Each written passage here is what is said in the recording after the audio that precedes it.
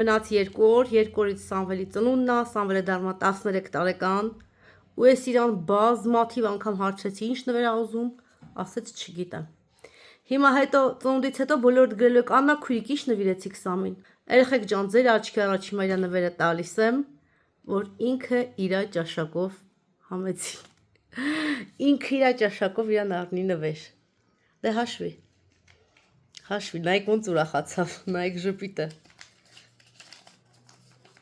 Ինչքան է։ 100,000 Գոհ ես։ Շատ։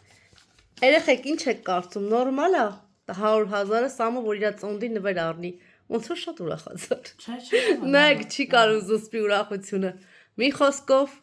երեխեք, այն որ կհարցնեք ինչ նվեր առնեք Աննա քույրիկ, ոչ մի բան չեմ առնելու, փոխարենը ինքը իրան կգնի ինչ կուզի։ Իսկ դուք գրեք երեխեք, դուք կուրախանայիք, որ ձեզ նվերի փոխարեն տային 100,000 դրամ։ Կուրախանայիք, թե նվերը կնախընտրեիք։